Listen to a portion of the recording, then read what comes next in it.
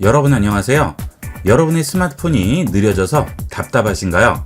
본 강의 시청 후 여러분의 스마트폰을 최신 스마트폰으로 변신시킬 수 있습니다. 이번 시간은 스마트폰의 성능을 확실히 올려주는 굿 가디언스에 대해 알아보겠습니다. 굿 가디언스는 삼성에서 갤럭시 스마트폰을 위해서 만든 앱이죠. 이 앱은 구글 플레이 스토어에서는 설치할 수 없고요. 갤럭시 스토어에서만 설치할 수 있습니다.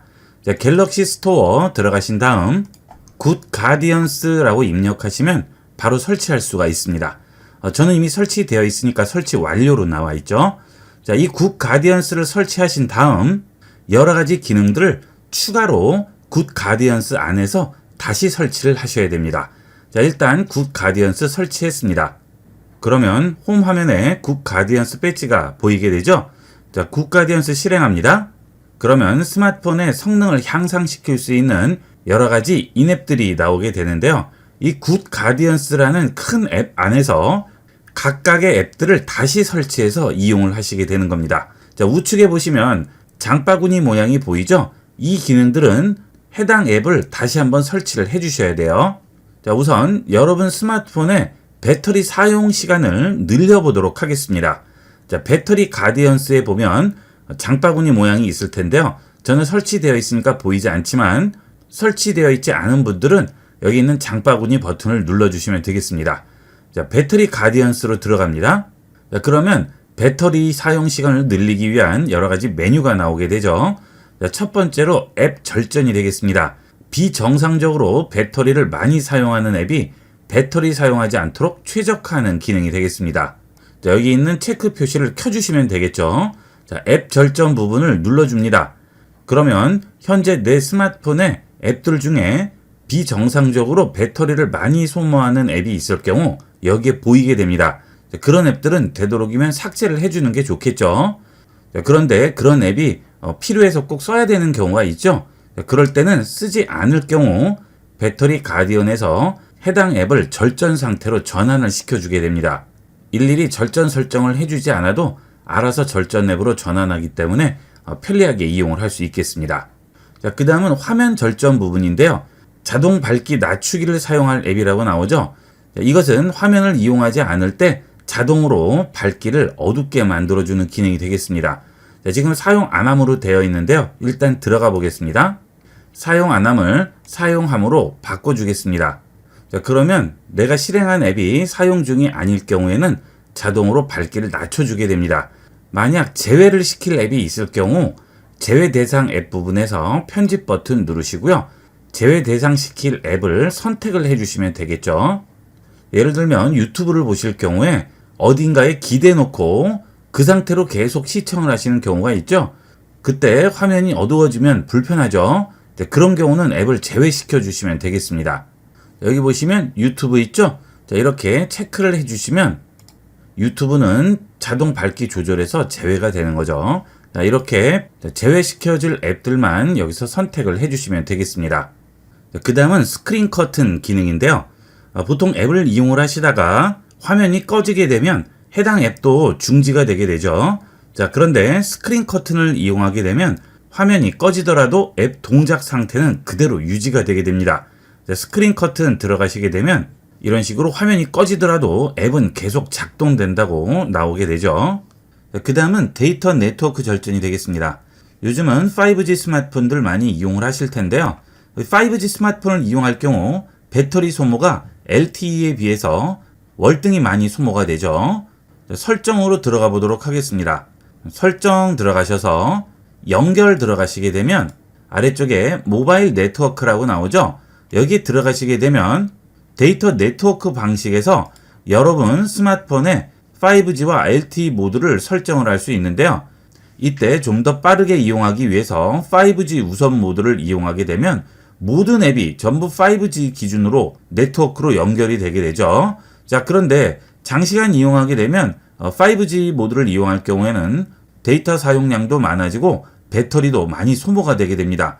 자, 이럴 때 장시간 이용할 앱은 LTE로 전환을 할 수 있습니다. 여기서는 이용할 수 없고요. 배터리 가디언에서 데이터 네트워크 절전으로 들어가신 다음 5G를 사용하지 않을 앱을 설정을 해주시면 스마트폰 자체는 5G 우선 모드로 되어 있더라도 해당 앱을 이용을 할 때는 LTE로 연결이 되게 됩니다. 자, 우측 상단 플러스 버튼 누르시고요. 예를 들어서 여러분들이 유튜브를 이용하려고 하는데 유튜브는 보통 한번 보게 되면 1, 20분은 금방 지나가게 되죠. 자, 근데 5G로 연결을 해놓게 되면 유튜브를 시청할 때 5G로 계속 연결이 돼 있습니다. 이때 유튜브에 체크를 해주시고 추가를 해주시면 앞으로는 5G 우선 모드더라도 유튜브를 이용할 때는 LTE로 연결이 되게 됩니다. 자, 이렇게 하게 되면 배터리 사용 시간을 많이 늘릴 수가 있습니다.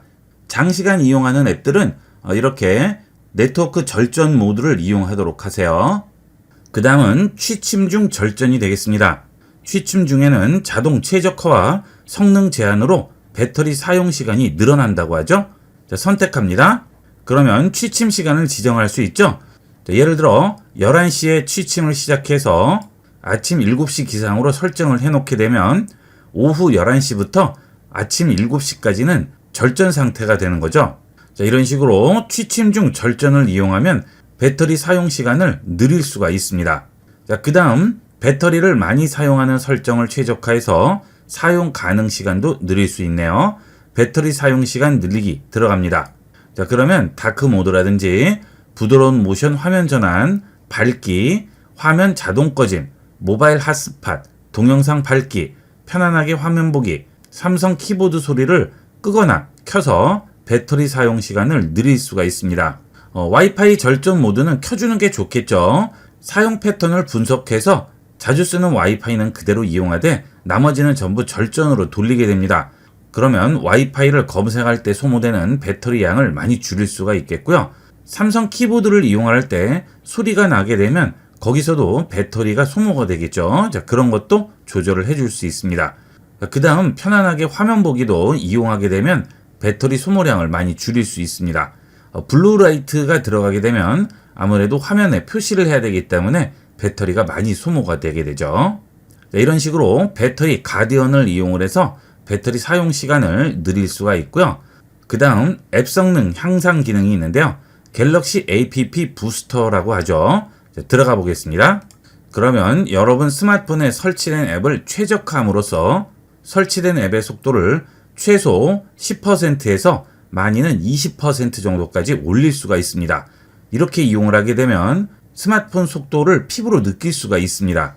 지금 최적화 눌러주시면 바로 최적화가 되게 되겠죠. 이 기능은 OS가 업데이트된 이후에 이용하시면 가장 큰 효과를 볼 수가 있고요. 일주일에 한 번씩만 최적화를 하셔도 항상 쾌적한 상태에서 스마트폰을 이용할 수가 있겠습니다. 그 다음은 메모리 가디언이죠. 메모리를 정리해서 성능을 높일 수 있습니다. 자, 들어갑니다. 자, 스마트폰은 재시동을 하지 않고 이용하는 경우가 많고요. 종료를 하는 경우가 잘 없죠. 보통 이용하시는 분들 보면 일주일 동안 한 번도 재시동하지 않고 이용하시는 분도 계시고 1년 동안 한 번도 재시동을 안 하시는 분들도 계시는데요. 자, 그렇게 되면 스마트폰 메모리에 여러 가지 찌꺼기들이 남게 됩니다. 그래서 필요 없는 공간을 많이 차지하다 보니까 스마트폰에서 사용할 수 있는 여유 공간이 줄어들므로써 속도가 많이 떨어지게 되죠. 자, 그런 경우에 메모리 가디언을 이용을 해서 메모리를 정리해 주시면 훨씬 더 빠른 속도를 경험할 수 있고요. 앱도 원활하게 실행이 되게 됩니다. 자, 지금 정리를 눌러 주시게 되면 메모리에 4기가 정도 되는 용량을 정리를 하게 되죠. 자, 이렇게 소리가 나면서 정리가 되게 되면 완전히 달라진 스마트폰을 경험할 수가 있습니다. 되도록이면 메모리 가디언은 생각날 때마다 한 번씩 최적화해 주시면 스마트폰을 항상 최적의 상태로 유지할 수가 있겠습니다. 물론 스마트폰 설정에 들어가도 이런 기능들이 있긴 하지만 이 굿 가디언스에서는 좀 더 세부적으로 조절을 하게 되고 효과도 훨씬 높습니다. 많이 이용해 보도록 하세요. 스마트폰 앱 중에서 자주 이용하는 앱이 카카오톡인데요. 이번 시간은 카카오톡 이용 시에 빈번하게 이용하는 채팅방의 유용한 기능들에 대해 알아보겠습니다. 카카오톡 실행합니다. 아래쪽에서 채팅방 버튼 누릅니다. 그러면 내 스마트폰에 있는 여러 가지 채팅방들이 나오게 되죠. 여기서 이 채팅방을 보게 되면 앞정 표시와 종 모양이 보이게 되는데요. 이 앞정 표시는 채팅방 고정이 되겠고요. 그 옆에 있는 종 표시는 알림 설정이 되겠습니다. 자, 해당 채팅방을 터치하고 기다립니다. 그러면 채팅방 상단 고정이라고 나오게 되죠. 이미 고정되어 있는 채팅방은 고정 해제라고 나오게 되고요. 고정되어 있지 않은 채팅방은 고정이라고 나오게 됩니다. 자, 이렇게 상단 고정을 하게 되면 해당 채팅방은 고정한 순서대로 제일 상단에 배치가 되게 됩니다.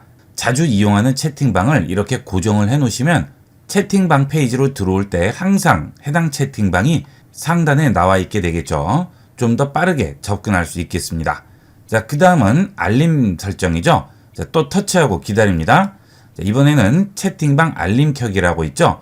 알림 켜기를 켜주시면 해당 채팅방에서는 알림이 오게 되고요. 알림을 끄게 되면 해당 채팅방은 알림이 꺼지게 됩니다. 자, 지금 알림 꺼져 있죠?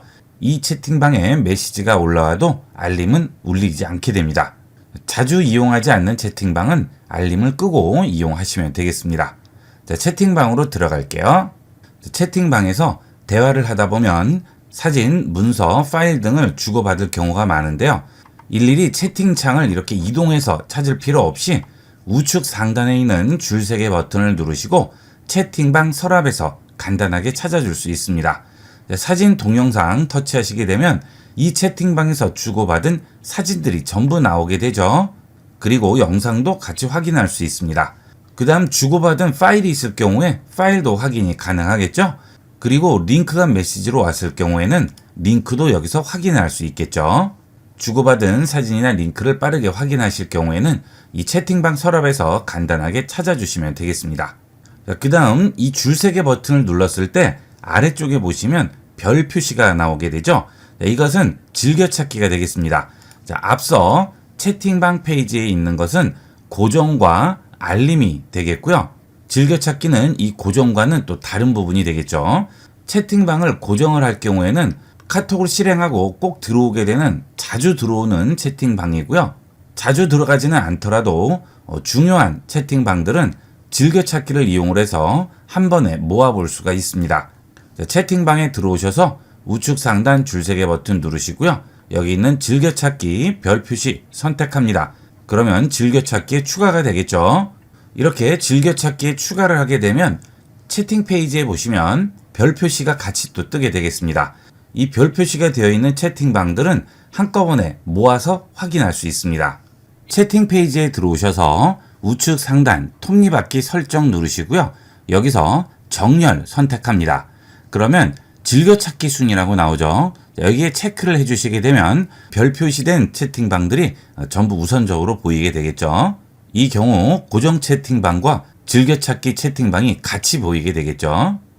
자, 그 다음 다시 채팅방으로 들어왔는데요. 이렇게 1대1 대화를 하던 중에 여러 명과 채팅을 해야 할 경우에 그룹 채팅방을 다시 만드시는 경우가 있는데요. 지금 이 상태에서 그룹 채팅방을 만들 수 있죠. 우측 상단 줄세개 버튼 누르시고 대화 상대 초대합니다. 그 다음 친구 중에 원하는 사람 선택한 후에 확인 버튼 누르시면 그 친구를 초대를 할 수가 있죠. 이 경우 채팅방 제목을 따로 정하게 되겠죠. 채팅방 명을 그룹 채팅으로 했습니다. 여기서 확인합니다. 그러면 채팅방으로 들어온 상태가 되는데 아직은 채팅방이 생성이 된 상태가 아닙니다. 이것 때문에 헷갈려 하시는 분들이 많으신데요. 채팅방에 대화를 올리기 전까지는 채팅방이 생긴 상태가 아닙니다. 그래서 뒤로 가기 버튼을 누르시게 되면 지금 생성한 채팅방은 없어지는 거죠. 자, 반드시 채팅방을 생성한 후에는 환영 메시지 같은 기본 채팅 문구를 전송을 하셔야 되겠습니다. 환영합니다 라고 전송을 했습니다. 자, 그러면 이제 채팅방이 생성이 된 거죠. 자, 뒤로 돌아가 보시면 기존에 있던 채팅방은 그대로 있고 새로 그룹 채팅방이 생성이 됐죠. 기존 채팅방은 1대1 대화방이고요. 그룹 채팅방은 다시 생성이 된 것이 되겠습니다. 자, 이렇게 그룹 채팅방을 생성을 했을 경우 나가기 버튼을 누르게 되면 1대1 대화방과는 다른 메뉴가 나오게 되는데요. 자, 일단 1대1 대화방에서 나가기를 해볼게요. 우측 상단 줄세개 버튼 누르시고 여기서 나가기 버튼 누릅니다. 그러면 그냥 나가기라고 나오게 되죠. 자, 이번에는 그룹 채팅방으로 들어갔습니다. 자, 그 다음 우측 상단 줄세개 버튼 누르시고요. 여기서 나가기 버튼 누릅니다. 그러면 이번에는 조용히 나가기라고 있죠. 조용히 나가기를 하게 되면 내가 나갔다는 알림을 채팅방에 표시를 하지 않게 됩니다. 나갔는지 나가지 않았는지 다른 사람은 모르게 되겠죠. 자, 그 다음 나가기가 하나 더 있습니다. 우측 상단 줄세개 버튼 누르시고요. 하단에 톱니바퀴 설정 누릅니다. 그 다음 아래로 내려가시면 채팅방 나가기가 있고요. 초대 거부 및 나가기가 있죠. 자, 초대 거부 및 나가기를 하게 되면 나를 다시 초대할 수가 없죠. 그룹 채팅방을 나가더라도 계속 반복적으로 초대하는 경우가 있는데요. 그럴 경우 초대 거부 및 나가기를 하면 나를 다시 초대할 수 없습니다. 물론 그냥 나가기를 하면 다시 초대하면 초대가 되겠죠. 자, 이 경우는 그룹 채팅방이고요. 1대1 채팅방은 그런 메뉴가 나오지 않습니다. 톱니바퀴 설정 누르시고 아래쪽에 보시면 채팅방 나가기만 있고 초대 거부 및 나가기는 나오지 않죠. 그룹 채팅방에서만 이용할 수 있는 기능이 되겠습니다. 자, 그 다음은 새로 생긴 기능인데요. 그룹 채팅방에서 우측 상단 줄세개 버튼 누르시면 아래쪽에 채팅방 다시 만들기라고 있습니다. 자, 이 버튼을 누르시게 되면 일반 채팅과 팀 채팅 두 가지가 나오게 되는데요. 일반 채팅은 지금 대화 상대나 또는 변경된 멤버들과 새로운 채팅방을 또 하나를 만들게 되는 거죠. 새로 초대하고 대화방 만들고 할 필요 없이 기존 멤버들이 포함되어 있는 그런 채팅방을 만들 경우에는 이렇게 채팅방 다시 만들기에서 일반 채팅방으로 만들어 주시면 되겠고요. 그 다음은 팀 채팅이라는 것이 있습니다. 자, 다른 채팅방을 만들 때 기존 채팅방에서 주고받은 대화나 미디어가 모두 보관이 되어 있어서 나중에 초대한 멤버도 그 내용을 전부 확인이 가능한 거죠. 비슷한 주제로 여러 채팅방이 있을 경우에 채팅방끼리 관련된 내용들을 공유할 필요가 있을 경우 이렇게 팀 채팅을 이용하게 되면 새로 추가된 멤버도 그 내용을 전부 확인할 수 있어서 아주 편리하게 이용을 할 수가 있습니다. 자, 그 다음 아래쪽 입력창에 보시면 플러스 버튼이 보이죠? 플러스 누르시게 되면 채팅방에서 이용할 수 있는 다양한 기능들이 제공이 됩니다. 파일이나 앨범을 선택하시면 내 스마트폰에 있는 파일이나 앨범을 추가해서 전송을 할 수 있겠고요. 카메라를 선택하면 직접 찍은 사진을 같이 전송을 할 수 있죠. 그 다음 캡처 버튼을 누르시게 되면 카톡에서 주고받은 대화를 캡처해서 전송할 수 있습니다. 자, 캡처를 시작할 말풍선을 선택하시고요. 그 다음 영역을 선택을 해주시면 되겠죠. 자, 제일 아래쪽에서부터 여기 있는 말풍선까지 선택을 할 거예요. 그러면 이렇게 클릭을 해주시게 되면 해당 구역 전체가 캡처가 되겠죠. 자, 그 다음 전송 버튼을 누르시면 캡처 구역이 전송이 되게 됩니다. 그리고 텍스트로 입력하는데 한계가 있을 경우 직접 내 음성으로 녹음을 해서 전송을 할 수도 있죠. 음성 메시지를 누르시면 지금 내가 하는 말을 녹음을 할 수 있습니다. 그 다음 전송을 하게 되면 내 음성을 상대편에게 전송을 할 수 있겠죠. 자, 그 다음 정확한 위치를 보내야 할 경우가 있는데요. 그럴 때는 지도를 이용을 해서 정확한 위치를 전송을 할 수 있습니다. 주소를 여기에 일일이 쓰지 않으셔도 지도를 보내시면 간단하게 상대편에게 전달이 되겠죠. 그리고 상대편은 그 지도를 눌러서 해당 위치를 정확하게 볼 수가 있습니다. 이 경우는 특히나 약속 장소 같은 것들 잡을 때 아주 유용하게 이용할 수 있겠죠. 자, 지도 눌러볼게요. 지도로 들어오게 되면 현재 내 위치가 기준으로 들어오게 되고요. 이렇게 지도를 움직여서 내가 원하는 정확한 위치에 위치 표시 마크를 가져다 놓으면 위쪽에 정확한 정보가 나오게 되겠죠. 자, 이 상태에서 위치 보내기 터치하시게 되면 바로 해당 위치를 전송을 할 수 있습니다. 자, 이 경우 상대편은 카카오티나 카카오 맵을 이용을 해서 내비게이션을 활용할 수도 있고요. 대리운전을 이용을 할 수도 있겠죠. 일일이 주소를 설명하지 않아도 간편하게 이용을 할 수 있습니다. 자, 그 다음은 얼마 전에 카톡에 추가된 기능이죠. 예약 메시지 기능이 되겠습니다. 자, 이 기능이 많은 분들이 원하던 기능인데 드디어 카톡에도 생겼죠. 자, 예약 메시지를 이용하려면 내가 지정한 날짜와 시간에 메시지를 알아서 카카오톡에서 전송을 해주게 됩니다. 자, 메시지를 입력을 했어요. 자, 그 다음 사진을 추가할 수도 있고요. 영상을 추가하거나 파일을 추가할 수도 있죠. 자, 그 다음 날짜를 정합니다. 터치하시고 원하는 날짜를 선택하신 다음 시간을 지정하시면 되겠죠. 오전 오중에 원하는 시간을 선택을 하시고요. 분 단위도 전부 지정을 하시면 되겠죠? 자, 그 다음 확인합니다. 그러면 지금 지정한 날짜와 시간이 되게 되면 예약된 메시지를 전송을 하게 되겠습니다. 자, 그리고 예약 메시지 전송 중에 미리 알림을 받거나 또는 받지 않을 수도 있죠. 자, 되도록이면 알림을 받는 게 좋겠죠. 미리 알림을 받음으로 바꿔줍니다. 확인합니다. 그리고 예약 주시게 되면 해당 시간이 되면 예약 메시지가 발송이 되게 됩니다. 자, 혹시나 예약 메시지를 취소하실 경우에는 플러스 버튼 누르시고 예약 메시지 들어가신 다음 목록 보기에서 예약된 메시지를 확인할 수 있고 삭제도 할 수 있습니다. 삭제할 경우에는 터치하시고 기다리시면 삭제라고 나오죠? 삭제 눌러주시면 예약된 메시지 삭제할 수가 있습니다. 그 다음 메시지 입력을 하다 보면 계산을 해야 할 경우도 있고 검색을 해야 할 경우도 있고 날씨를 봐야 할 수도 있죠. 자, 그럴 때마다 홈 버튼 누르시고 빠져나가지 마시고요. 우측에 있는 샵 버튼으로 메시지 입력 중에도 계산기, 환율, 날씨, 번역기 전부 활용할 수가 있습니다. 그 다음 인터넷으로 검색을 할 경우에는 앞에 샵이 있는 상태에서 검색하고자 하는 문구만 입력을 해주시고 키패드에 돋보기 버튼 누르시면 해당 문구를 검색을 해주게 됩니다. 2024 휴일로 입력을 했습니다. 검색합니다. 그러면 바로 해당 내용으로 검색을 해주게 되겠죠. 2024년 휴일 전부 나오고 있죠. 자, 이렇게 샵 버튼을 이용을 해서 카톡 대화 상태 중에도 여러 가지 작업들을 같이 해줄 수가 있습니다. 자, 그 다음 이렇게 대화를 하다 보면 해당 내용을 다른 사람에게 전달을 해야 할 경우가 있죠. 자, 그런 경우에는 말풍선 좌측에 있는 말풍선 버튼을 눌러주세요. 그러면 누구에게 전달할지 여기에 나오게 되죠. 원하는 사람을 터치하시면 메시지를 입력해서 바로 보내기 버튼을 이용해서 전송을 할 수가 있습니다. 대화 중에 말풍선의 내용을 상대편에게 전달할 때 이용을 해보도록 하세요. 자, 그 다음은 카톡을 이용하시다 보면 페이지가 굉장히 많이 넘어가는 경우가 있죠. 자, 이렇게 내용이 많을 경우에 예전에 했던 대화 중에 찾아야 할 경우 일일이 하나씩 전부 뒤져야 됩니다. 자, 그럴 필요 없이 상단에 있는 돋보기 버튼을 이용을 하면 대화에 있는 내용을 간단하게 찾을 수 있습니다. 자, 돋보기 버튼 누르고요. 약속이라는 단어를 찾아보도록 할게요. 자, 약속이라고 입력을 하면 상단에 약속이라고 나오게 되죠. 자, 여기서 검색 버튼 누릅니다. 그러면 바로 찾아주죠. 그 다음 우측 하단에 보면 화살표가 보이죠. 다음 단어를 또 찾아주게 됩니다. 자, 또 찾아줬네요. 또 올라가 볼까요? 자, 여기에도 있고요. 또 올라가면 더 이상은 없네요. 자, 이런 식으로 대화 내용 중에 원하는 문구를 간단하게 찾을 수 있습니다. 자, 다시 뒤로 돌아갑니다. 자, 대화방의 기능 중에 유용한 기능들을 알아봤는데요.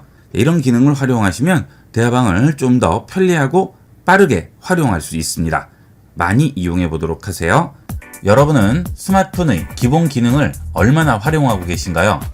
지금부터 스마트폰 전화 앱의 편리한 기능들을 100% 활용하는 방법을 알아보겠습니다. 전화 앱 실행합니다. 요즘은 보이스피싱이 점점 진화하면서 20, 30대의 젊은 층들도 많은 피해를 보고 있다고 하는데요. 첫 번째로 보이스피싱 같은 피해를 줄이기 위한 차단 방법부터 알아보도록 하겠습니다. 전화기 앱 실행한 상태에서 우측 상단 점 3개 버튼 누르시고 설정으로 들어갑니다. 그러면 통화 설정에 수신 차단 해제라고 있죠? 수신 차단 해제 들어갑니다. 제일 처음 설정하셔야 될 부분은 발신번호 표시 제한 번호 전화 차단이죠. 자, 보통 전화가 왔을 때 번호가 뜨지 않는 경우가 있습니다. 그런 경우 대부분 피싱이거나 광고 전화인 경우가 많죠. 그래서 번호가 뜨지 않는 전화는 전부 차단을 해주시는 게 첫 번째가 되겠고요. 자, 그 다음 두 번째는 광고 전화나 피싱 전화는 070으로 오는 경우가 많죠. 자, 그래서 070 번호는 일단 차단을 해주시는 게 좋겠죠. 아래쪽 전화번호 추가 부분에 070 입력을 하고요. 그 다음 입력한 번호와 일치할 때를 누르시고 입력한 번호로 시작할 때로 바꿔줍니다. 자, 그러면 070으로 시작하는 번호는 차단이 되는 거죠. 플러스 눌러줍니다. 그러면 아래쪽에 070 입력한 번호로 시작할 때는 차단이 되게 되겠죠. 자, 이렇게 하면 기본적으로 광고 전화는 많이 차단을 시킬 수 있고요. 피싱 전화 같은 경우도 많이 방지를 할 수가 있겠죠. 그 다음 피싱 전화가 많이 걸려오는 국번은 국제전화가 되겠습니다. 저 같은 경우도 지금 국제전화가 2번이나 왔었는데요. 이런 국제전화는 미리 차단을 해주시면 피싱을 방지하는 데 많은 도움이 되겠죠. 특별히 국제전화가 올 일이 없는 분들은 국제전화는 차단을 해주시는 게 좋습니다. 우측 상단 점색의 버튼 누르시고 설정 들어가셔서 아래쪽으로 내려가시면 기타 통화 설정이라고 있습니다. 여기 들어가세요. 그 다음 국제전화로 들어가시게 되면 수신전화 차단이라고 있죠. 이것도 되도록이면 체크해 주시는 게 좋겠죠. 그러면 그 순간 이후부터는 국제전화로 오는 전화는 전부 차단이 되게 됩니다. 자, 그리고 가정에서 아이들을 키우시다 보면 아이들이 잘못 눌러서 요금 폭탄을 맞는 경우가 있습니다. 그래서 그런 경우는 발신 전화도 차단을 체크해 주시면 국제전화 발신이 미리 방지가 되니까 잘못 발신을 해서 요금이 많이 나오는 경우를 미리 막을 수가 있겠습니다. 자, 그 다음은 전화가 왔을 때 내 연락처에 없는 번호로 전화가 오는 경우가 있죠. 그런 번호들일 경우 번호를 보시게 되면 국번이 3으로 시작하거나 2로 시작하는 경우는 광고나 피싱 전화일 경우가 많습니다. 번호가 약간 의심스러우실 경우에는 그 번호는 받지 마시고요. 일단 검색을 해보시고 문제가 없을 경우에 다시 전화를 걸으셔도 되겠죠. 자, 이 번호가 약간 의심스럽습니다. 자, 그럴 때는 이 번호를 그대로 네이버에 입력하시면 바로 해당 번호에 대한 정보를 찾아볼 수가 있습니다. 네이버 앱 실행합니다. 자, 이렇게 검색을 해보시게 되면 벌써 더콜 스팸 전화번호부라고 나오고요. 더콜에서 2447회 조회됐다고 하죠. 자, 들어가 볼게요. 자, 여기 보시면 보험 광고라고 나오죠. 자, 광고 전화라고 벌써 스팸 등록이 되어 있네요. 자, 이렇게 번호가 약간 의심스러울 경우에는 일단 받지 마시고 네이버에서 바로 한번 검색을 해보신 다음 받으시는 게 안전하게 이용을 하는 방법이 되겠습니다. 자, 그 다음 이런 전화가 왔을 경우에는 차단을 해주시는 게 좋겠죠. 자, 해당 전화번호 터치합니다. 그리고 우측에 보시면 I 버튼이 나오는데요. 이 I 버튼 누릅니다. 그러면 아래쪽 메뉴에 차단이라고 있죠. 차단 눌러줍니다. 그러면 이 번호의 전화 또는 메시지를 더 이상 받지 않는다고 하죠. 차단하겠습니다. 그러면 이렇게 금지 표시가 나오게 되고요. 그 다음 우측에 더보기 버튼을 누르시면 스팸 번호로 신고를 할 수도 있죠. 그 다음 최근 통화 목록으로 다시 돌아가 볼게요. 그러면 전화기 모양 옆에 이렇게 금지 표시가 나오게 됩니다. 자, 이런 식으로 스팸이나 피싱 전화를 그때그때 차단을 해주시다 보면 한두 달 정도만 지나도 지금까지 여러분이 봤던 스팸이나 피싱 전화를 현저하게 줄일 수가 있습니다. 요즘 피싱 전화로 인해서 많은 피해를 보고 있는데요. 업무상 어쩔 수 없이 전화를 받아야 할 경우에는 모르겠지만 그렇지 않다면 꼭 이런 식으로 한번 확인을 하고 통화를 하셔야 되겠습니다. 그 다음 대표적인 피싱 전화가 검찰청 사칭에서 오는 피싱 전화죠. 절대 검찰청이나 공공기관에서는 전화로 문제를 해결하지 않습니다. 반드시 공문을 보내게 되어 있죠. 혹시나 의심스러울 경우에는 걸려온 곳에 전화번호를 문의하신 다음 확인해 보셔야 되겠습니다. 요즘 피싱 전화가 기승이라고 하고요. 피해보는 분들도 많이 늘었다고 합니다. 꼭 이런 식으로 차단하고 확인하고 이용하도록 하세요. 자, 그 다음은 녹음 기능이죠. 예전에는 업무상 녹음을 하는 경우가 많았지만 요즘은 혹시 모를 상황에 대비해서 증거 자료를 확보하기 위해서 녹음을 하는 경우도 많은데요. 일단 전화를 해보도록 하겠습니다. 자, 이렇게 전화가 왔죠. 자, 통화를 해보도록 하겠습니다. 자, 이렇게 통화 화면으로 들어오게 되면 여기에 녹음 버튼이 나오죠. 자, 이 녹음 버튼을 눌러서 지금 통화를 녹음을 할 수 있습니다. 자, 그런데 이것은 매번 통화할 때마다 녹음을 해야 돼서 깜빡하고 잊어버리는 경우도 있고 매번 눌러야 되니까 번거롭죠. 아예 통화되는 순간부터 녹음이 되게 설정을 하시면 훨씬 편리하게 이용할 수 있겠죠. 자, 우측 상단 점색의 버튼 누르시고 설정으로 들어갑니다. 그 다음 통화 녹음으로 들어갑니다. 여기서 통화 자동 녹음에 체크를 해주시게 되면 그 다음부터는 통화가 시작되는 순간부터 자동으로 녹음이 되게 되죠. 자, 일일이 따로 버튼을 누를 필요 없이 통화할 때마다 매번 자동으로 녹음이 되게 됩니다. 그리고 그 녹음한 내용은 녹음한 통화에 들어가서 지금까지 녹음된 통화 내용들을 전부 확인할 수가 있습니다. 자, 그 다음 녹음한 통화가 많을 경우에는 용량이 많이 차지하겠죠? 자, 그럴 경우 오래된 통화 녹음 파일 삭제해서 오래된 통화 녹음 파일들을 전부 삭제를 해줄 수가 있습니다. 언제 어떤 일이 닥칠지 모르니까 이렇게 통화 녹음을 해두시면 좀 더 안심하고 이용을 할 수가 있겠죠. 자, 그 다음 전화기 앱을 열고 들어오시면 키패드나 최근 기록이 있는데요. 여기서 상단에 있는 돋보기 버튼을 이용을 해서 통화한 목록을 검색할 수가 있습니다. 돋보기 버튼을 누르시고요. 번호를 검색하셔도 되고 연락처에 있는 사람과 통화를 했을 경우 그 연락처도 여기서 다 검색이 됩니다. 자, 010에서 01만 쳐도 01로 시작한 번호가 전부 검색이 되죠. 자, 이렇게 앞번호 2자리만 쳤는데도 관련된 통화가 전부 나오게 되죠. 저는 강의용 스마트폰이라서 통화 내역이 많지 않지만 여러분들은 일상에서 통화를 하시다 보면 통화한 내역이 굉장히 많을 텐데요. 자, 그때 예전에 통화했던 전화번호를 찾아야 하거나 할 경우 기억이 가물가물해서 찾기 어렵습니다. 일일이 전부 날짜별로 찾으시는데요. 그럴 필요 없이 번호나 또는 연락처만 입력을 해서 간단히 찾을 수가 있고요. 언제 통화했는지 그 기록도 전부 볼 수가 있겠죠. 예전에 통화한 내용들은 이런 식으로 검색 버튼을 활용해 보도록 하세요. 자, 그 다음 통화 바로 가기인데요. 그 기능은 전화기 앱에서 하지 않고 연락처 앱에서 하게 됩니다. 자, 그러면 연락처 앱을 또 찾아야 되니까 그럴 필요 없이 홈 화면에서 터치하고 기다립니다. 그러면 위젯 설정할 수 있는 창이 나옵니다. 위젯 들어가시고요. 여기서 아래쪽으로 내려가시면 연락처 위젯을 찾을 수가 있습니다. 옆에 있는 화살표를 누르시게 되면 다이렉트 전화 또는 다이렉트 영상 통화라고 있죠. 자, 다이렉트 전화 선택해 볼게요. 추가합니다. 그 다음 연락처를 선택을 해주세요. 그러면 이렇게 해당 연락처가 바로 홈 화면에 나오게 되죠. 자, 이제 이 연락처와 통화를 할 때는 전화 앱 실행하고 해당 연락처를 누르고 하실 필요 없이 여기 있는 바로가기 배지만 한번 터치해 주시면 바로 통화가 되게 됩니다. 간단하게 통화할 수가 있겠죠. 자주 통화하는 연락처들은 이렇게 꺼내놓고 이용을 하시면 훨씬 빠르고 편리하게 이용을 할 수 있습니다. 스마트폰에 문제가 있을 때 서비스 센터를 찾으시죠.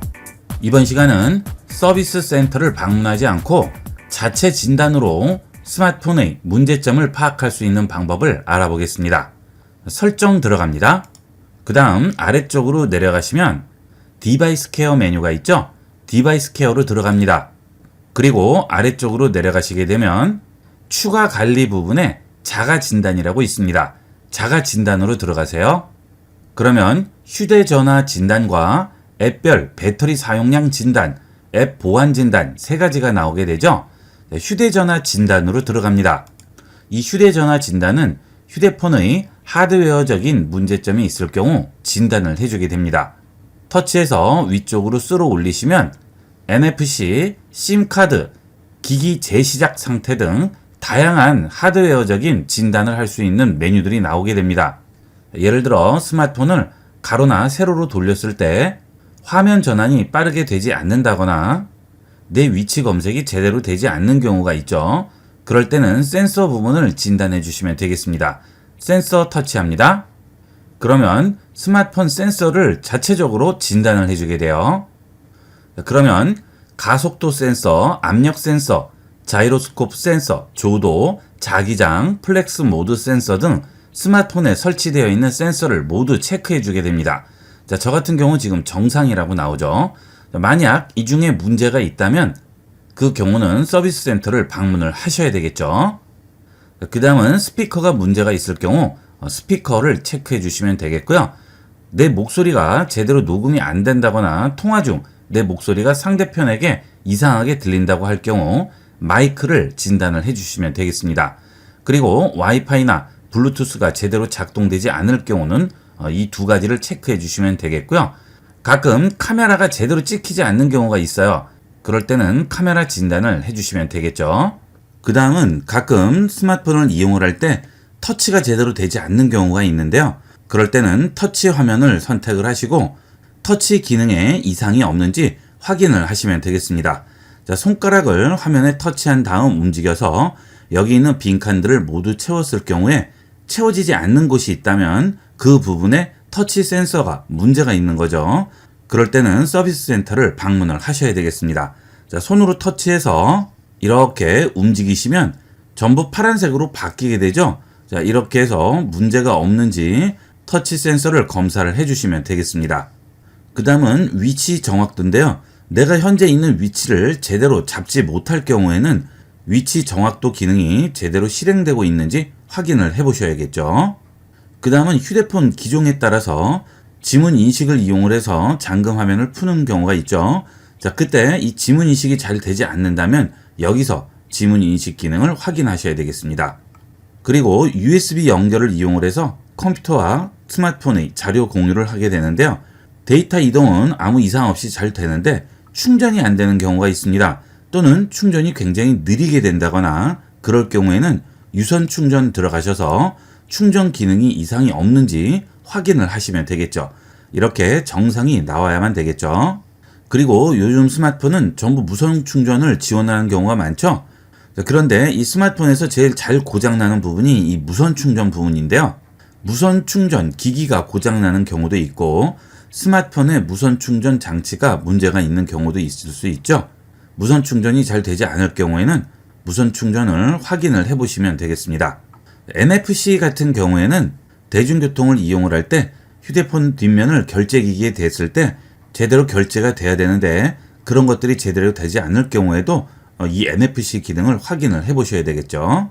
자, 그리고 와이파이를 이용하지 않고 모바일 네트워크를 이용을 해서 데이터 통신을 이용을 할 경우에 자주 끊기는 현상이 있다 할 경우도 이 모바일 네트워크에서 검사를 해 보시면 되겠습니다.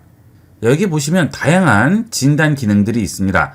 이런 것들을 이용해서 제대로 진단을 해보시고 서비스 센터를 방문하시면 되겠죠. 자, 그 다음은 충전이 잘 안 되는 경우가 있죠. 그럴 경우에는 USB 연결 부분을 체크를 해주시면 되겠고요. 배터리가 빨리 소진된다든지 할 때는 배터리 상태를 체크해 주시면 되겠습니다. 자, 여러분이 스마트폰을 쓰다가 부딪히는 다양한 문제에 대해서 하드웨어적인 문제가 없는지 여기서 전부 확인을 할 수 있습니다. 자, 그리고 전체 진단을 하실 때는 전체 진단 시작을 해주시게 되면 이 내용 전체를 한 번에 진단을 해주게 됩니다. 필요에 따라서 이용을 하시면 되겠어요. 그 다음은 휴대폰이 갑자기 느려진다든가 또는 작동이 제대로 되지 않을 경우에는 제일 먼저 해봐야 되는 부분이 소프트웨어 업데이트 부분이 되겠습니다. 소프트웨어 업데이트 터치하신 다음 다운로드 및 설치를 한 번 더 터치하시면 소프트웨어 업데이트가 있는지 확인하고 업데이트가 있을 경우 업데이트를 해주게 됩니다. 저 같은 경우 최신 소프트웨어로 나오죠. 자, 뒤로 돌아가겠습니다. 그 다음은 휴대폰에 문제가 있어서 서비스 센터에 휴대폰을 맡길 경우에 내 개인적인 자료라든지 중요한 정보들이 스마트폰에 저장이 돼 있는 경우가 있죠. 자, 그럴 때 왠지 좀 불안하죠. 자, 그럴 경우에는 수리 모드를 이용을 해서 필요한 기능 외에는 접근을 못하도록 막을 수가 있습니다. 수리 모드 터치합니다. 자, 이렇게 수리 모드를 설정을 하게 되면 기본으로 설치된 앱만 사용할 수 있고요. 사진 메시지 계정을 포함한 개인 데이터에는 접근할 수 없다고 나오죠. 자, 이 상태에서 수리가 끝나게 되면 수리 모드를 꺼주게 되면 원래 상태로 돌아오게 됩니다. 자, 이 수리 모드는 꼭 수리할 때만 이용하는 게 아니고요. 잠깐 휴대폰을 다른 사람에게 빌려줘야 된다든지 할 때도 수리 모드를 이용을 하면 내 개인 정보에는 접근을 할 수가 없죠. 자, 가끔 휴대폰을 분실했다고 휴대폰을 빌려달라고 한 다음 전화를 거는 척하고 내 개인 정보를 빼간다거나 또는 피싱 소프트웨어를 설치해서 낭패를 본 분들도 계신데요. 그런 경우 수리 모드를 켜게 되면 안전하게 이용을 할 수가 있겠죠. 당연히 수리 모드가 켜진 상태에서는 본인이 아닐 경우 수리 모드를 끄려고 하면 비번이 나오게 돼서 아무나 수리 모드를 끌 수가 없습니다. 안전하게 이용할 수 있어요. 자, 그 다음은 앱별 배터리 사용량 진단인데요. 내 스마트폰에 개인정보를 빼나가기 위해서 여러 가지 경로로 피싱 앱을 설치를 하게 되는데요. 그 경우 배터리 사용량이 증가가 되게 되겠죠. 내 스마트폰에 설치된 앱 중에 필요 이상으로 배터리를 많이 소모하는 앱들은 99% 피싱 앱이거나 해킹 앱이라고 보시면 되겠습니다. 여기서 앱별 배터리 사용량을 확인을 해보시고 배터리를 많이 소모하는 앱들은 어떤 앱인지 다시 한번 확인을 해주시는 게 중요하겠죠. 그 다음은 앱 보안 진단인데요. 나도 모르게 문자 메시지에 포함된 링크를 눌렀다든지 또는 스마트폰이 갑자기 느려진다거나 터치에 대한 반응이 한두 박자씩 느리게 된다든지 내가 실행하지 않은 앱이 실행된다든지 이럴 경우에는 왠지 불안하죠. 자, 그때는 앱 보안 진단을 이용을 해서 휴대폰의 보안을 확인을 할 수 있습니다. 앱 보안 진단 들어갑니다. 그러면 보안에 문제 있는 앱들은 여기에 전부 나오게 됩니다. 그런 앱이 있을 경우 확인 후에 반드시 삭제를 해주는 게 좋겠죠.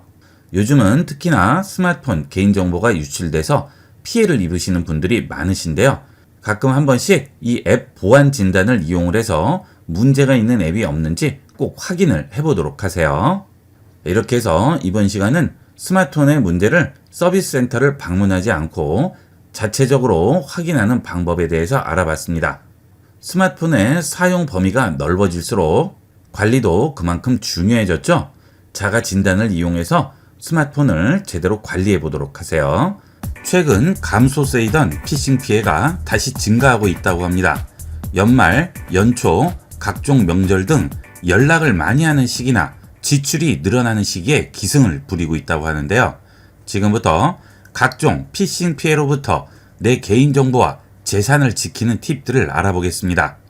이런 피싱 종류에는 보이스 피싱, 문자 피싱 또는 스미싱 피싱 등 내 개인정보나 금전적인 피해를 입히는 다양한 피싱 종류들이 있게 되는데요. 그런 피싱들의 공통적인 수법은 내 스마트폰에 앱을 설치하는 것이 되겠습니다. 그런 피싱 수법의 예를 보도록 하겠습니다. 자, 이 경우는 카드가 발급됐다는 문자가 온 건데요. 자, 보통 이런 문자가 오면 내가 발급하지 않은 카드가 발급됐다고 하니까 놀라는 경우가 있죠. 자, 그래서 아무 의심 없이 해당 전화번호로 전화를 걸게 되는 경우가 있습니다. 그런 경우 홈페이지 주소나 또는 앱을 설치하라는 경우가 거의 대다수입니다. 그 다음은 여러 가지 형태로 이런 앱을 설치하거나 홈페이지를 방문하게 만드는데요. 검사비 환불받기 이런 식으로 내가 검사받은 검사비에 대해서 환불을 해준다는 식으로 홈페이지를 방문하게 한다든지 앱을 설치하게 하는 경우가 있죠. 그 다음은 일정 금액을 받을 수 있다는 식으로 이런 식으로 피싱 문자가 오는 경우도 있습니다. 여기에 보시면 다운로드 하게끔 되어 있죠. 이런 다운로드는 절대 누르시면 안 되겠죠. 그 다음은 요즘은 또 택배 문자로도 많이 오고 있습니다. 택배가 도착을 했다거나 또는 택배가 발송됐다고 이런 식으로 문자가 오게 되는데요. 이때 다운로드 버튼이 붙어 있으면 이런 것들은 조심을 하셔야 되겠죠. 그 다음은 금융권을 사칭해서 오는 경우도 많습니다. 자, 이것도 뭔가 내려받으라고 하고 있죠. 자, 이런 것들은 되도록이면 해당 전화번호를 네이버에서 검색을 하신 다음에 확신이 쓰셨을 때만 다운로드 하셔야 되겠습니다. 자, 그 다음은 이런 문자죠. 아무런 메시지 없이 다운로드 버튼만 붙어서 오는 경우가 있습니다. 자, 이런 것도 절대 누르시면 안 되겠죠. 자, 그 다음은 이런 직구 문자인데요. 금액이 결제됐다고 오고 본인이 아닐 시에 문의하라고 번호가 오게 됩니다. 자, 이런 것도 조심하셔야 되겠죠.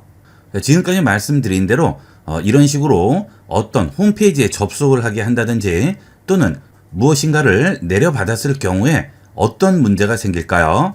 내 스마트폰에서 거는 모든 전화가 또는 내 스마트폰에서 접속하는 모든 홈페이지가 피싱 조직에게 연결이 되는 거죠. 자, 그런 앱 만드는 것은 굉장히 간단합니다. 중간에 전화기 앱을 가로채기 해서 112에 전화를 걸더라도 피싱 조직에게 연결이 되고요. 정상적인 경찰청 홈페이지에 접속을 하더라도 그 주소가 피싱 조직에게 연결이 되게 되죠. 자, 그렇게 되면 진짜와 가짜를 구분하기가 거의 불가능해집니다. 문자에 포함된 홈페이지나 또는 내려받는 버튼을 절대 누르시면 안 되겠습니다. 만약 나도 모르게 눌러서 내려받았을 경우에는 바로 해당 페이지를 벗어나거나 통화 중일 경우 전화를 끊은 다음 설치된 앱이 있는지 확인을 하셔야 되겠습니다. 스마트폰의 설정으로 들어가신 다음 보안 및 개인정보 보호로 들어갑니다. 그 다음 아래쪽으로 내려가시게 되면 개인정보 부분에 지난 24시간 동안 사용한 권한이라고 나오죠. 여길 들어가세요. 그러면 최근에 사용했던 권한들이 나오게 됩니다. 만약 피싱을 위해서 앱을 설치하셨을 경우에는 내 개인정보에 관련된 권한이 사용되어 있다고 나오겠죠. 애플리케이션 들어가시게 되면 어떤 앱이 어떤 권한을 사용했는지 여기서 확인할 수 있습니다. 해당 앱을 터치하고 들어가시게 되면 그 앱이 사용한 권한을 언제 사용했는지 보이게 되죠. 자, 이렇게 메시지라든지 포토, 카카오톡 같은 우리가 익히 알고 있는 앱이 아니고요. 처음 보는 앱이 이런 식으로 들어와 있다면 그런 앱은 터치하고 들어가신 다음 사용한 시간을 확인해 주시면 지금 바로 설치한 시간대가 나온다면 무조건 피싱 앱이라고 생각하시면 되겠죠. 자, 그 경우 해당 앱을 삭제해 주셔야 되겠습니다. 자, 그 다음은 구글 플레이 스토어에서 정식으로 내려받은 어플이 아니고 문자 링크를 통해서 내려받았다거나 또는 홈페이지에 접속해서 내려받아서 설치된 앱일 경우에는 구글 플레이 스토어나 설정에서 해당 앱을 찾기가 어렵습니다. 그런 경우에는 삼성 내 파일로 들어가세요. 이 삼성 내 파일은 갤럭시 스마트폰에는 기본적으로 설치되어 있는 앱이죠. 여기서 보시게 되면 설치 파일 APK라고 있습니다. 자, 이것은 정식 구글 플레이 스토어나 갤럭시 스토어에서 받지 않고 편법을 통해서 받은 파일들이 설치되는 방식이 되겠습니다. 이 설치 파일을 눌러주시면 정식 경로가 아닌 상태에서 설치된 파일들이 보여요. 그런 경우 여러분이 따로 설치한 게 아니라면 무조건 그 파일은 삭제를 해주셔야 되겠죠. 그리고 상단 최근 파일에 보시면 APK 설치 파일이 내려받아졌을 경우에는 그 파일도 여기에 보이게 될 겁니다. 그런 것들은 무조건 삭제를 해주셔야 되겠죠. 자, 그 다음은 법원 사칭을 한다거나 또는 법원에서 발송되는 문서를 이용을 해서 겁을 줘서 피싱을 하는 경우가 굉장히 많죠. 자, 그럴 경우에는 해당 서류나 또는 법원에 근무하는 사람이 맞는지 확인을 할 수 있습니다. 010-3570-8242 이 번호는 서울지방검찰청 인권감독관 산하에 있는 부서인데요. 24시간 운영되고 있고 검찰에 근무하는 사람이나 검찰 서류가 진짜인지 확인을 해주는 곳이 되겠습니다.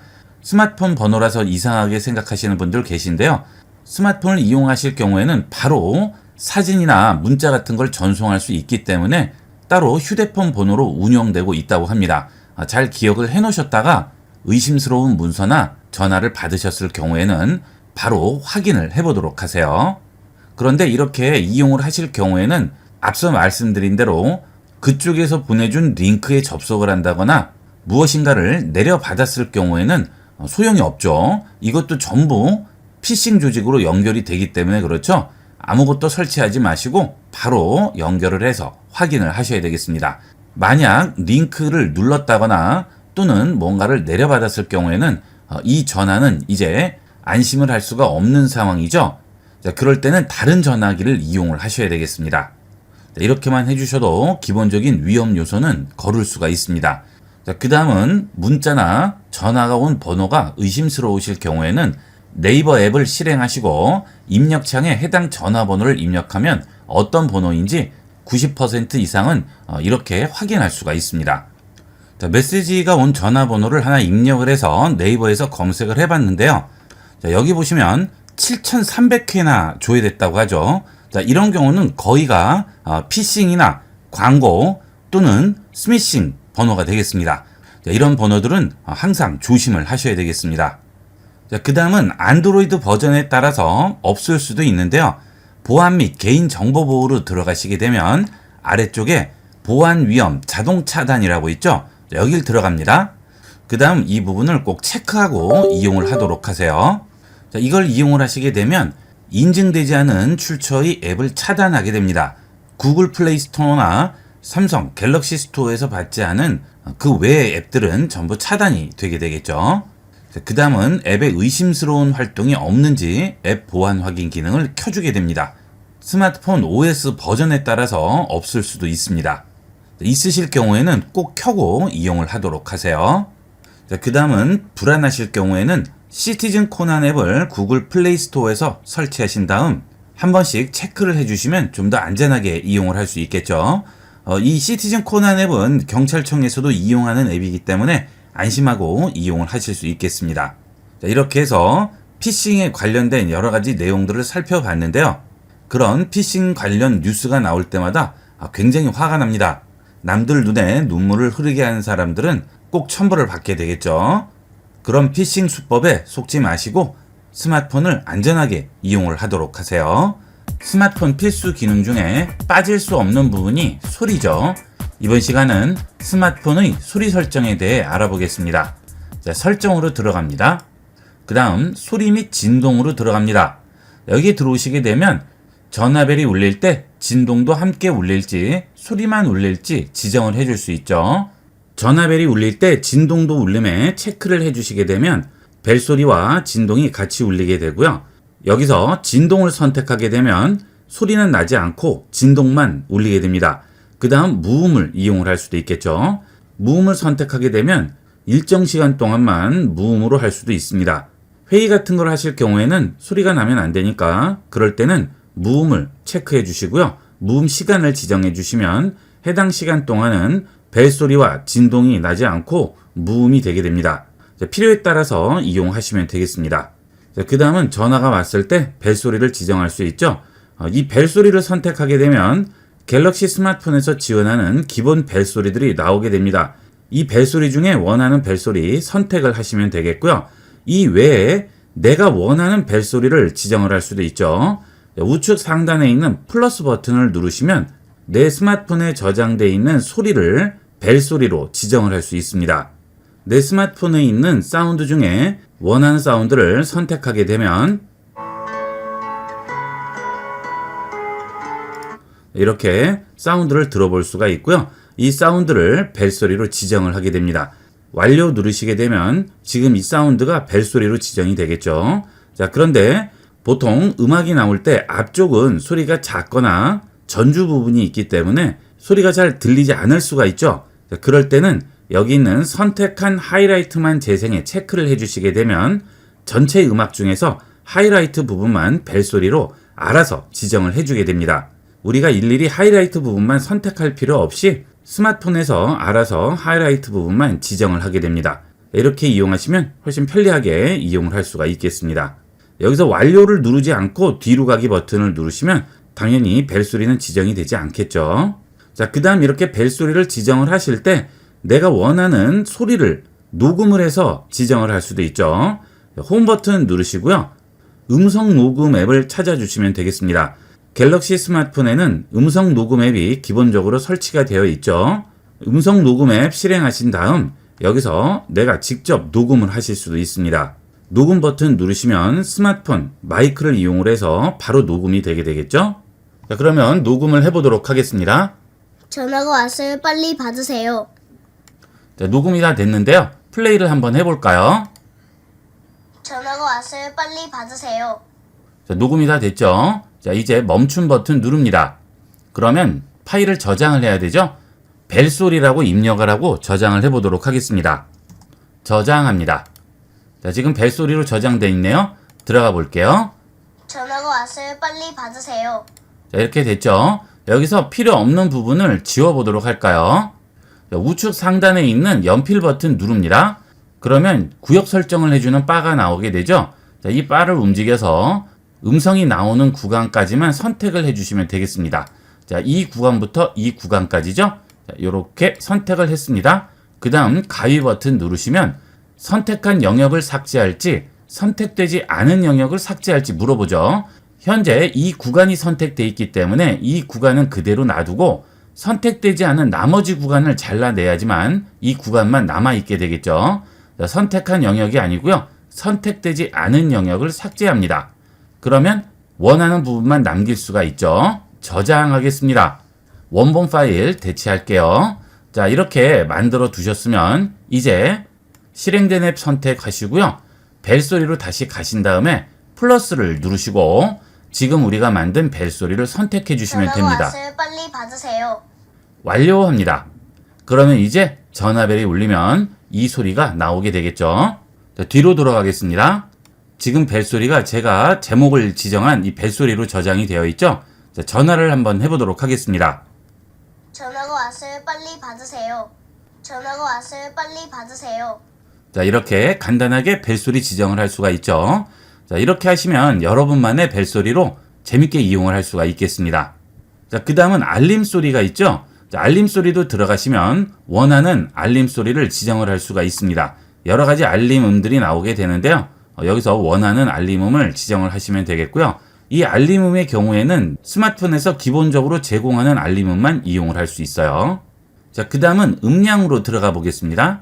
음량에 들어오시게 되면 스마트폰 벨 소리, 미디어 소리, 알림음 소리, 시스템 소리를 전부 지정할 수가 있죠. 자, 벨 소리는 전화가 왔을 때 소리가 되겠고요. 미디어는 스마트폰에서 영화라든지 영상을 볼 때 나오는 소리가 되겠죠. 또는 게임 같은 것들을 이용을 할 때 나는 소리도 전부 미디어 소리가 되겠습니다. 그 다음 알림음이 있고요. 그 다음 시스템 소리가 있죠. 시스템은 OS 자체에서 나오는 소리가 되겠죠. 자, 그 다음 아래로 내려가면 빅스비 보이스도 있습니다. 빅스비 보이스는 빅스비 이용할 때 소리가 되겠죠. 가끔 빅스비 이용하면 소리가 너무 작게 나온다고 얘기하시는데요. 그럴 때는 여기서 빅스비 보이스 소리를 조정을 해주시면 되겠습니다. 자, 그 다음 여기에는 통화 중 음량은 나오지 않죠. 자, 뒤로 돌아가 볼게요. 자, 어디에도 통화 중 음량은 나오지가 않습니다. 통화 중 음량은 통화할 때만 조절을 할 수가 있습니다. 자, 다시 전화를 걸어 볼게요. 전화가 왔어요. 빨리 받으세요. 자, 전화를 받아 볼게요.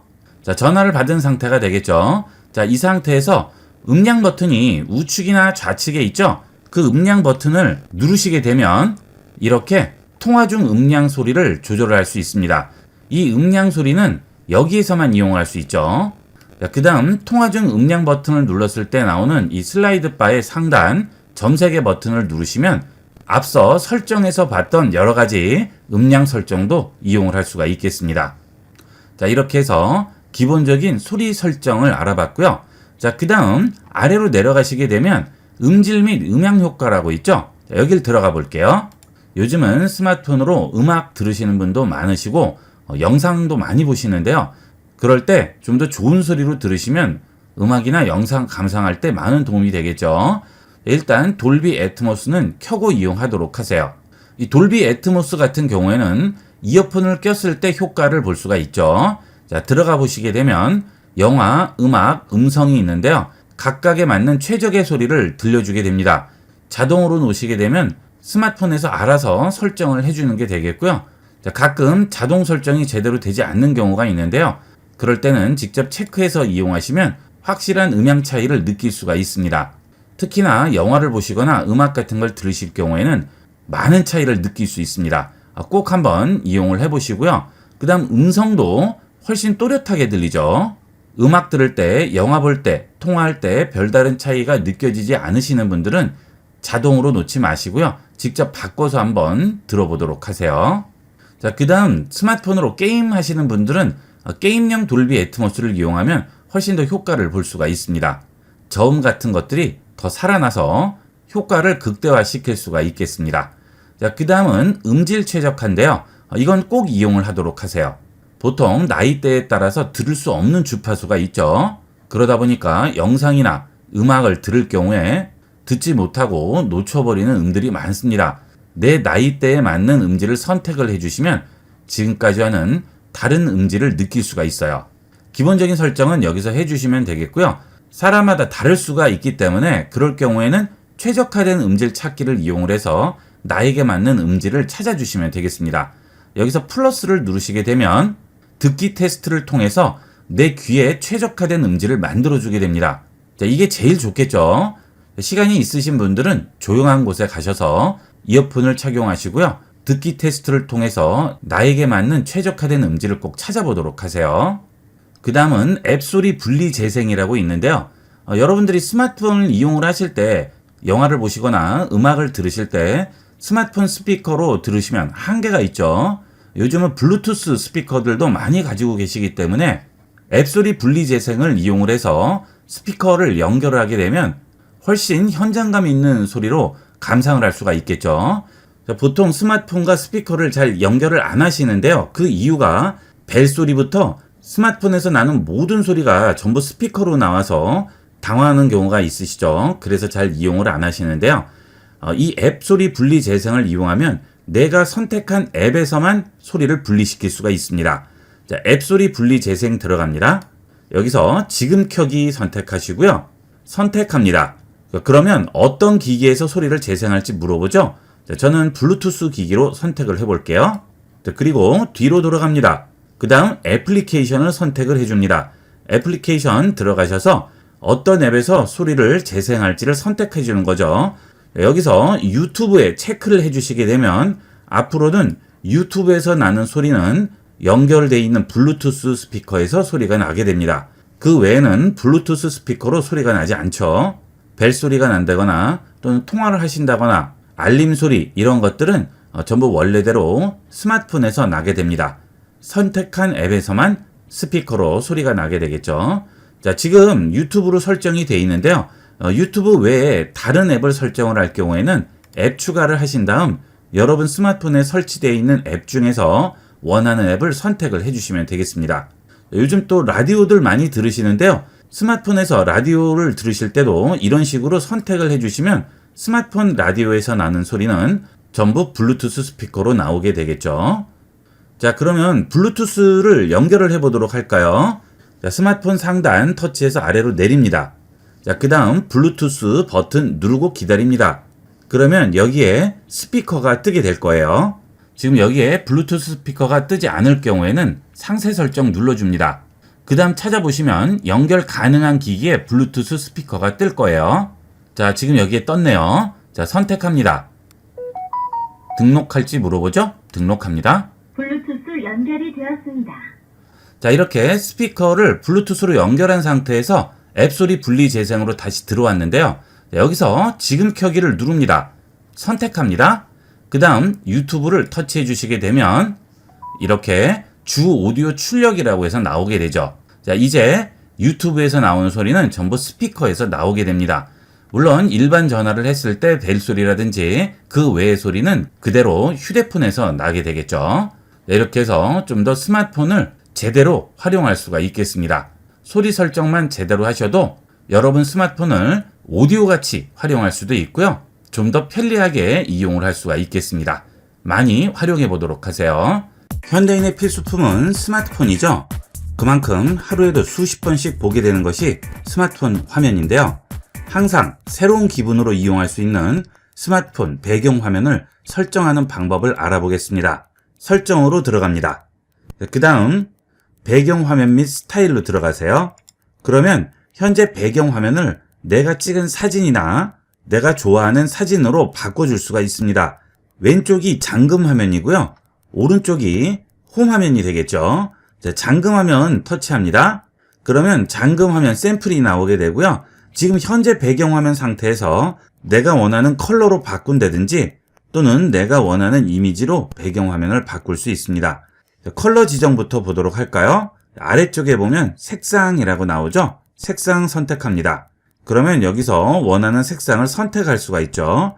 자, 지금 선택되어 있는 색상에 투명도가 적용된 상태예요. 원래는 이렇게 원색인데요. 투명도를 적용해서 약간 흐리게 만들어졌죠. 그 다음 다른 컬러도 지정을 할 수가 있죠. 이렇게 해서 100%로 줄 수도 있고요. 너무 진할 경우에 약간 흐리게 만들어 줄 수도 있습니다. 자, 이런 식으로 배경화면 컬러를 지정을 해줄 수 있습니다. 그 다음은 단색조가 좀 심심하다고 하실 경우에는 색상 옆에 있는 스타일 버튼을 누르시면 여러 가지 스타일로 적용을 할 수 있습니다. 자, 이것은 색상을 지정한 상태에서 스타일을 지정하는 거예요. 이렇게 그라데이션을 지정을 할 수도 있고요. 아니면 이런 식으로 이미지화된 모양을 지정할 수도 있죠. 여러 가지가 있죠. 이렇게만 지정을 해주셔도 훨씬 색다른 배경화면을 만들 수가 있습니다. 그 다음은 지금 잠금화면 상태죠. 여기 잠금화면 상태에 있는 여러 가지 요소들을 바꿔줄 수도 있습니다. 잠금화면에서 좌측을 보시면 전화기 모양이 있고요. 우측에 보시면 카메라 모양이 있죠. 스마트폰을 일정 시간 그냥 두게 되면 잠금화면 상태로 넘어가죠. 내가 원하는 기능을 실행하기 위해서 스마트폰에 비번이 걸려 있을 경우 비번을 풀고 홈 화면으로 들어가야 되는데 그럴 필요 없이 내가 지정한 기능들은 잠금화면 상태에서도 이용할 수 있습니다. 여기 있는 전화기 버튼 누르시면 계산기라든지 음성 녹음, 손전 등 여러 가지 기능들이 나와 있죠. 이런 기능들을 설정을 해주시게 되면 꼭 스마트폰 잠금을 풀지 않더라도 바로 이용할 수 있습니다. 예를 들어서 카카오톡을 지정을 했어요. 자, 그러면 잠금화면 상태에서 홈화면으로 들어가지 않고 바로 카톡을 실행할 수가 있죠. 자, 그 다음 여기에 카메라를 지정하면 갑자기 급하게 사진을 찍어야 할 경우가 있죠. 자, 그럴 경우에 잠금화면 풀고 홈화면 들어가서 카메라 실행하는 과정들을 전부 없애고 바로 카메라를 실행할 수 있죠. 자, 이렇게 잠금화면 상태에서 실행할 앱을 선택을 했습니다. 완료하겠습니다. 자, 이제 잠금화면 상태에서 이 두 가지 기능을 실행할 수 있죠. 자, 스마트폰을 잠금화면으로 만들겠습니다. 자, 그 다음 화면을 터치합니다. 그러면 카톡과 카메라가 나오죠. 자, 카톡을 실행해 볼까요? 카톡을 터치해서 드래그 합니다. 그러면 바로 카톡이 실행되죠. 잠금화면을 풀 필요 없이 잠금화면 상태에서 바로 카톡을 실행할 수 있습니다. 자, 그 다음 카메라 터치해서 드래그 합니다. 그러면 바로 카메라 앱 실행이 되겠죠. 자, 이런 식으로 잠금을 풀 필요 없이 바로 사용할 수 있는 앱들을 지정할 수 있습니다. 자, 다시 설정에 있는 배경화면에서 잠금화면 터치합니다. 그 다음은 시계와 날짜를 내가 원하는 스타일로 바꿔줄 수 있습니다. 여기 있는 시계 선택합니다. 자, 그러면 아래쪽에 여러 가지 형태가 나오죠. 자, 이 중에서 원하는 형태로 바꿔주시면 돼요. 그리고 시간이 잘 보이지 않을 경우에는 시간을 표시하는 글씨 컬러를 바꿔줄 수도 있죠. 자, 이런 식으로 원하는 컬러로 지정을 할 수가 있습니다. 자, 그리고 아날로그 시계로 바꿔줄 수도 있고요. 여러 가지 형태로 바꿔줄 수 있죠. 자, 그 다음은 시간과 날짜를 표시하는 글꼴도 바꿔줄 수가 있죠. 아래쪽에 여러 가지 글꼴들이 나오게 되죠. 선택을 여러 가지로 해보시고요. 본인 눈에 더 잘 띄는 폰트로 선택을 해주시면 되겠습니다. 그리고 이렇게 시간 박스를 터치하게 되면 조절점이 나오죠. 여기는 조절점을 잡고 크기를 키울 수도 있습니다. 물론 무한정 키울 수는 없고요. 어느 정도는 조절이 가능하죠. 글씨가 너무 작아서 잘 안 보이실 경우에는 최대한 키워주시면 좀 더 시원하게 보실 수가 있겠죠. 그리고 아래쪽에 보면 연락처 정보가 있는데요. 휴대폰을 분실했을 경우에 습득한 사람이 나에게 연락을 할 수가 있겠죠. 자, 그럴 때 비상 연락처를 여기에 지정을 해두시면 휴대폰을 습득한 사람이 바로 전화해서 휴대폰을 찾아줄 수가 있겠습니다. 연락처 정보 누르시고 연락 가능한 지인 전화번호라든지 회사나 집 전화번호를 입력을 해두시면 혹시나 휴대폰을 분실할 때 대비할 수가 있겠습니다. 자, 그 다음은 이번에는 잠금화면의 배경을 바꿔주도록 하겠습니다. 자, 지금은 여기 있는 색상을 이용해서 단색으로만 바꿔줬죠. 자, 좌측 상단에 있는 배경화면을 누릅니다. 그러면 여러 가지 이미지들로 잠금화면을 지정할 수 있습니다. 추천에 나오는 것은 갤럭시에서 제공하는 잠금화면용 이미지고요. 자, 그 아래에 보시면 갤러리가 나오죠. 내 스마트폰에 있는 사진을 이용을 해서 잠금화면을 지정을 할 수도 있습니다. 자, 여러분이 찍어놨던 사진들이 있을 경우 잠금화면으로 지정을 하시면 훨씬 새로운 기분으로 이용을 할 수가 있겠죠. 자, 제가 찍었던 사진 하나 선택을 해볼까요? 자, 이런 사진을 선택했습니다. 완료합니다. 그러면 이제 잠금하면은 이 사진이 나오게 되겠죠. 자, 이왕이면 본인이 찍어놨던 사진을 이용하시면 훨씬 더 새로운 기분으로 이용할 수가 있겠죠. 어느 스마트폰 화면에서나 볼 수 있는 흔한 이미지 말고요. 본인이 찍어놓으신 이런 이미지들로 멋지게 스마트폰을 꾸며보도록 하세요. 자, 그 다음에 이렇게 이미지를 얹으면 아래쪽에 있는 필터에서 여러 가지 필터도 적용할 수가 있네요. 다양한 필터로 좀 더 변화를 줄 수 있습니다. 자, 다시 배경화면 들어갑니다. 자, 그 다음은 그래픽이라고 있죠? 이 그래픽은 갤럭시에서 제공하는 여러 가지 그래픽 이미지들이 되겠습니다. 단순한 화면이 좋으신 분들은 이런 이미지로 잠금화면을 설정하셔도 되겠죠? 이걸 설정해 볼까요? 그러면 이렇게 바뀌게 되겠습니다. 자, 그 다음은 그 아래쪽에 색상도 지정을 할 수 있죠? 갤럭시에서 제공하는 기본 색상들인데요. 이 중에서 골라서 이용할 수도 있고요. 자, 그 아래에 더 보시면 배경화면 서비스라고 있습니다. 이걸 꼭 이용해 보도록 하세요. 배경화면 서비스에 있는 화살표 누릅니다. 지금은 내가 지정한 이미지가 잠금화면 배경화면으로 나오죠. 자, 그런데 다이나믹 잠금화면을 설정하게 되면 갤럭시에서 다양한 잠금화면들을 무료로 제공을 하게 됩니다. 자, 다이나믹 잠금화면 설정할게요. 자, 그 다음 우측에 있는 톱니바퀴 설정 누릅니다. 그러면 다양한 카테고리별로 여러 가지 사진들이 나오게 됩니다. 자, 이 이미지들을 다운로드 받아두시면 이 카테고리에 있는 사진들이 잠금화면으로 들어갈 때마다 매번 바뀌게 됩니다. 항상 새로운 기분으로 이용할 수가 있겠죠. 자, 동물을 한번 다운로드 받아볼까요? 다운로드 합니다. 자, 이 잠금화면은 2주마다 업데이트가 되기 때문에 사진이 계속 바뀌게 돼요. 자, 잠금화면에 적용을 했죠. 자, 잠금화면 상태로 들어가 볼게요. 자, 이번에는 이렇게 새 모양이 나왔죠. 자, 다시 열어볼게요. 자, 이번에는 또 바뀌었습니다. 자, 또 바뀌죠. 매번 잠금화면을 열 때마다 이렇게 다양한 이미지들이 바뀌게 됩니다. 퀄리티도 아주 높고 해상도도 좋은 사진들이 계속 나오게 돼요. 하지만 이것은 잠금 화면에만 설정이 됩니다. 홈 화면에는 설정이 되지 않아요. 다이나믹 잠금 화면이 필요 없을 경우에는 설정 안함 하시면 되겠습니다. 자, 그 다음 우측은 홈 화면이죠. 홈 화면도 설정해 볼까요? 홈 화면 터치합니다. 그러면 홈 화면도 잠금 화면 같이 색상을 이용해서 내가 원하는 컬러를 지정을 할 수도 있고요. 배경화면 들어가셔서 원하는 배경화면을 똑같이 지정할 수 있습니다. 자, 추천은 갤럭시에서 제공하는 거고요. 갤러리는 내 스마트폰에 있는 사진을 이용을 하는 거죠. 홈 화면 같은 경우에는 내가 찍은 사진으로 배경화면을 지정을 하시면 훨씬 의미 있게 이용할 수가 있겠죠. 자, 갤러리 우측에 있는 화살표 누릅니다. 그러면 갤러리에 있는 사진들이 모두 나오게 되죠. 여기서 내가 원하는 사진을 선택을 해주시면 되겠습니다. 사진이 너무 현란하면 홈 화면에 있는 앱들 구분이 잘 되지가 않기 때문에 좀 단순한 사진이 이용하기가 좋겠죠. 저는 하늘이 많이 찍혀있는 이 사진으로 해볼까요? 그러면 이렇게 내가 찍은 사진으로 적용을 할 수가 있습니다. 이렇게 해서 갤러리에 있는 사진으로 자주 바꿔주시면 항상 새로운 기분으로 이용할 수가 있겠습니다. 휴대폰 구매할 때 배경화면으로 그대로 이용하지 마시고요. 배경화면은 멋지게 한번 찍어서 만들어 보도록 하세요. 그 다음은 컬러 팔레트가 있죠. 컬러 팔레트에 들어가시게 되면 앱이라든지 알림, 기본 아이콘들의 컬러를 내가 원하는 컬러로 바꿔줄 수가 있습니다. 여기 보시면 다양한 컬러들이 있죠. 자, 이런 형태로 바꿔줄 수 있어요. 이것도 바꿔주시면 스마트폰 화면을 볼 때 훨씬 새로운 기분으로 볼 수가 있습니다. 자, 보통은 기본 색상으로 되어 있죠. 자, 이것도 처음 샀을 때부터 그대로 이용을 하시는데요.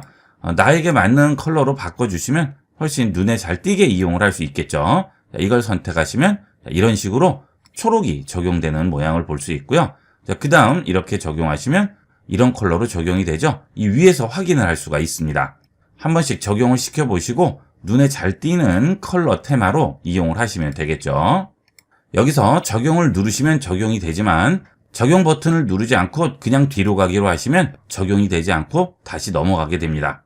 그 다음은 스마트폰 화면에 있는 모든 요소들을 좀 더 크게 만들어서 시원하게 볼 수 있는 방법을 보도록 하겠습니다. 자, 설정으로 들어가신 다음 디스플레이로 들어갑니다.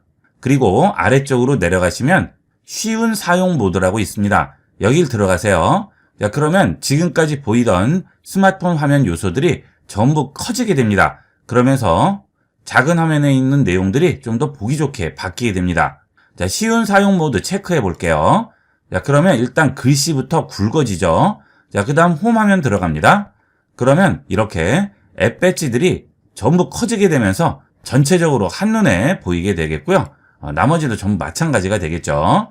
자, 그 다음 카톡 같은 것들을 실행해 볼까요? 그러면 키패드가 바뀌게 되죠. 쉬운 사용 모드로 하면 키패드가 대비되는 컬러로 바뀌어서 이것도 눈에 잘 띄게 됩니다. 특히나 연세 드신 분들 스마트폰들은 전부 이렇게 바꿔주시면 훨씬 편하게 이용하실 수가 있을 거예요. 이것은 개인차가 있기 때문에 한번 써보시고 마음에 드시면 많이 활용을 해보도록 하세요. 이렇게 해서 이번 시간은 스마트폰 배경화면 설정 방법에 대해서 알아봤습니다. 매일 보시는 스마트폰인데요. 좀 더 이쁘게 꾸며서 쾌적하게 이용해 보도록 하세요. 이번 시간은 여기까지 하도록 하겠습니다. 감사합니다. 본 영상을 시청해주신 모든 분께 감사드립니다. 좀 더 체계적으로 컴퓨터 및 모바일 기기 사용법을 배우려면 www.ib96.com, ibcomputer교육.com을 추천드립니다. 그리고 저희 채널에 구독과 멤버십 회원으로 가입해주시면 좀 더 좋은 컨텐츠로 보답하겠습니다. 감사합니다.